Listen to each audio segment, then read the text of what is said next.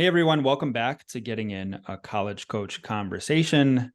I'm your host, Ian Fisher, still here, same episode. But we've got another guest, a new guest joining us today.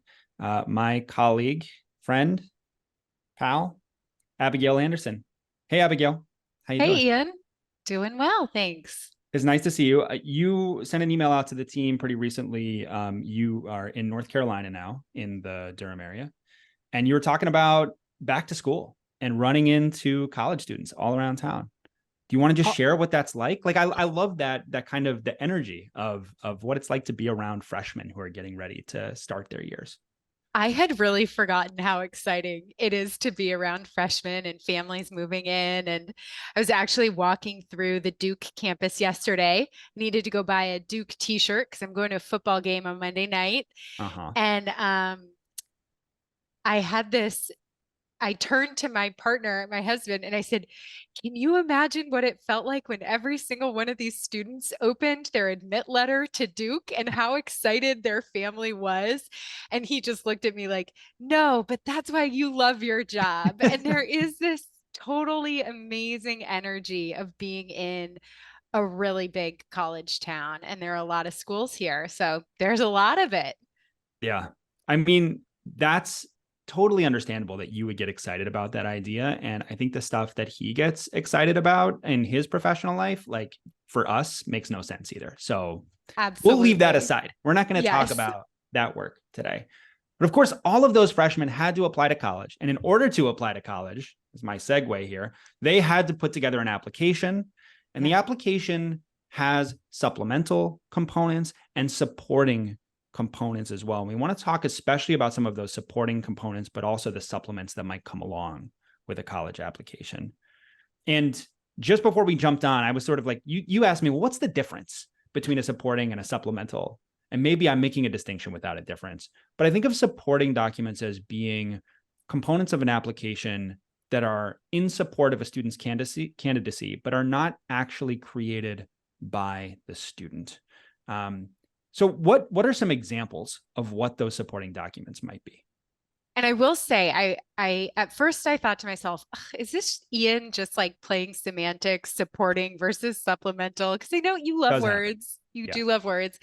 But then the moment you gave me that definition, I went, yeah, that's totally how it works. Supplemental are the things that the student can submit on their behalf that are in addition to kind of the regular old application, and supporting are a lot of other people are helping you to complete your application. So big and basic supporting app components of the application would be your transcript. Yeah. It's a big one. Letters of recommendation. It's another huge set. The school report, which actually there are two types of school reports, but maybe we'll get into that. I want to start with the school report because I think students usually think about the transcript. Of course, I need to get my grades to a university in order to apply there. There are some schools that allow students to fill out their grade report on the application itself and won't actually let them submit a transcript until Right. they enroll. And the University of California, I think, is the biggest example of that. But most schools do want to see a transcript, and it often does come with the secondary school report. But I think students are less familiar with that and what it is and what kind of content is actually contained therein. So, who prepares the secondary school report and what's in there? The secondary school report is probably like the most important part of the application, second to the application form. So Mhm. it's a bulky part of the application. It is put together by your school counselor, your high school counselor, on your behalf.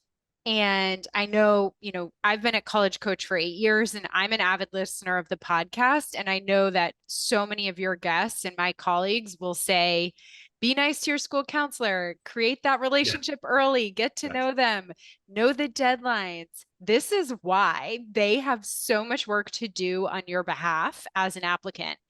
And the secondary school report, that's the title that the common application uses. And I think we default to talking about the common application because it's the most commonly used application form, but other application forms or platforms will have something analogous. It might not be Yeah. called exactly the secondary school report, but it contains a form that your school counselor fills out on your behalf with a lot of questions about who you are within your high school, Yeah. um, where you go to high school.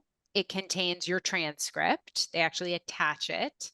It contains the high school profile, Mhm. and it can contain a letter of recommendation just from your high school counselor as well. Yeah, and I mean, it's hugely important. It's a space where, as readers, we spend a lot of time Yeah. reviewing that perspective of the counselor, and not necessarily in the letter of recommendation, because there is a wide variance between the quality of those letters of recommendation. Just as you were describing the work that goes into this, I was like, oh my gosh, some of these public school counselors and the number of these that they have to put together is wild to think about. Those letters of recommendation are quite short and not as personal, and understandably so. And Or admission there might officers not are even aware of be that. one. And let's There might clear, not I even think be we should one, clarify. Yeah, and that's totally okay. Sorry and to there might not interrupt be you. one. Yeah, no, that's fine. And so that's part of it. That establishes context as well for the student's experience, right? So context is that big word that we use all the time. And the secondary school report offers a great deal of context about a student's involvement in their high school career over the course of 4 years, but also what's been available to them in their high school career and how they've taken advantage of that. So hugely helpful. How do students navigate the process of getting this put together? Like, what are the mechanics of this? Do they have to wait in line outside of their counselor's office? Are there deadlines they need to look to? Is it just something that they submit online? What's your recommendation for students? And I know it depends. Let's so stipulate it, right? We'll Let's get that skip out of the way. that answer. Yeah. But I do think that there are probably as many different answers to this question as there are high schools in the country. And so I know a lot of the students I'm working with headed back to school either last week or heading back to school this week. Mm-hmm. And what I am recommending to every single one of them, maybe not on the first day, like maybe make it through the first day of class, find your locker, high five your new senior friends, but maybe within the first week, go check in with the school counselor and ask, if you haven't already received this information, what do you need from me? How can I support you Yeah. in supporting me in the application process? And I think students and families can be shocked to hear that sometimes school counselors need lead times of 6 weeks before an application is due, in order to get all these pieces together. Because if you really sit down and think about it from their perspective, to your point, Ian, if the school counselor's load is, say, 400 students times, let's say, an average of, let's go on the conservative side, 5 applications, that's, you know, it that A lot. really adds up. It's a So lot. Yeah. that's a lot. That's a lot of Yeah. pieces of paper, whether it's virtual or, well, they're all virtual, but Yeah. um, that really adds up. So you've got to give them a lot of time. So know their deadline. I think that's the most important thing. You brought that up. Go ask, what is their deadline for knowing your list? I've seen high schools where you fill out a piece of paper for every school you're going to apply to. So you write down the name of the school, the deadline. They might ask for some other information, like, does it have to be an official transcript? Do you need a letter of recommendation? I've seen other schools that do this all virtually through a program like Naviance or Maya Learning or Score. So lots of different ways. Lots of different ways to do it. And you just want to make sure that you do it the way that your counselor prefers that you do. And you mentioned that it's helpful to ask that counselor, hey, what can I give you? What can I provide for you to make this easier? That is a great question. I always encourage my students to do that. But the second piece is to then follow up and do the thing that they ask you to do, right? Yeah. So if they say, I'd like for you to give me a list of your colleges and just a sentence or two on why you're interested in each of them. Okay, do that and give it to your counselor. So don't ask what you can do, like you're at a dinner party and you ask if I can help, right? But you're not really hoping to help. You're just hoping that they're going to say, oh, no, don't, please sit down, right? So follow through on that. Counselor, Absolutely. that's a big piece. Teacher letters of recommendations are a little bit smaller, and the forms that the teacher letters include are more of a vehicle to allow for that narrative recommendation, but there still are components to that as well. So what do students have to do pragmatically in terms of pulling together those teacher letters of recommendation?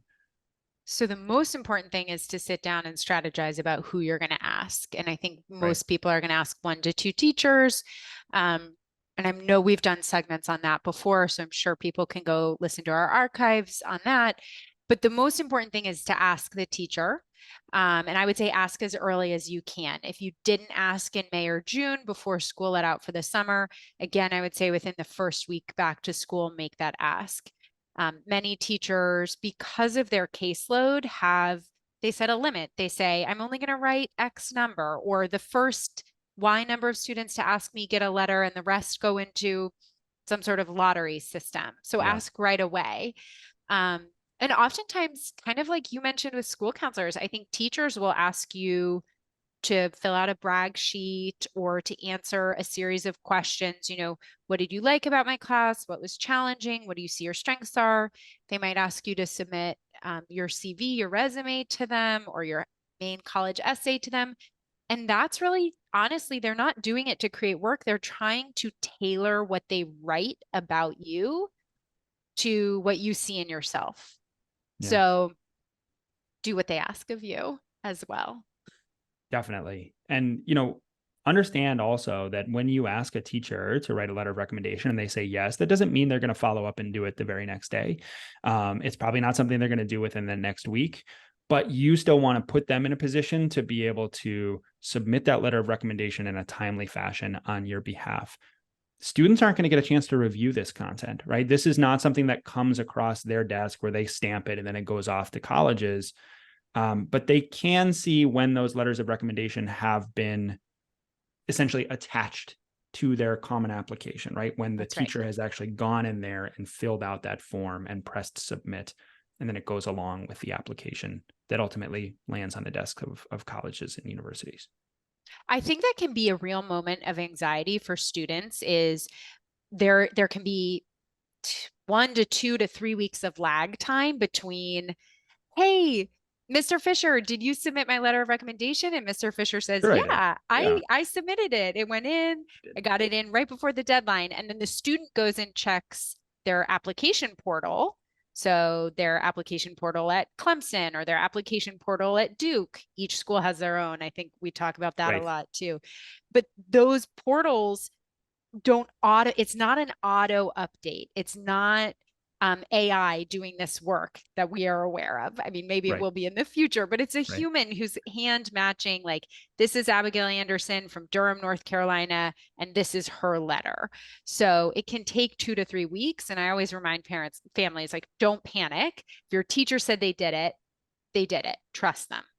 And it's worth saying also that most schools will grant some leeway for supporting documents that Yes. arrive after the deadline. That is not universally true, and you can check with those institutions. But for most of them, they'll say everything the student is responsible for needs to be here by the deadline. But some of these supporting documents, it's outside of the student's control in some cases. And so they can come in a little bit later, and you won't be penalized if a teacher, say, presses that button a little bit too late or forgets to do so. But as with everything, you want to check individual colleges and what their policies are, and make sure to communicate that to the teachers who are writing those letters on your behalf. They would love to have deadlines too. And back in the old days, we used to give them stamped, addressed envelopes in order to write those letters of recommendation. Now you just have to communicate with them what that should look like. Anything that we're forgetting? I'm surprised that we spent this amount of time on supporting documents, but like it No. really is important. And I think it's one of those things that students don't fully consider because they're so focused on the core of the application for themselves. Is there any advice or any other thoughts that you want to push I before we would close? just leave one closing piece of advice, which is I think that the prep for this part of the application is actually prepping students for lots of other parts of life. So being nice to and being conscientious and thoughtful and organized and kind to the administrators who are helping you. So like your school counselor or your letters of recommendation in the college application process. That's a really important skill to develop now. It's going to behoove you when you're applying to graduate school or for your first job. And really, you want those people to want to help you Mhm. right? So work on cultivating that now. I think you and I have both ended up in a situation where a student we work with asks for something last minute, and you feel good helping the student who's been really thoughtful and kind to you. So Yes, just think about how you treat those people. 100%. Good advice for life, I think. Yeah. There we go. All right. That's it.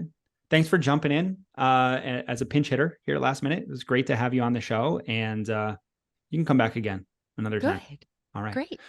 When we come back, we're going to talk about steps to finalize that college list. Big, big part of the process, huge milestone. So don't go away. We look forward to the next conversation.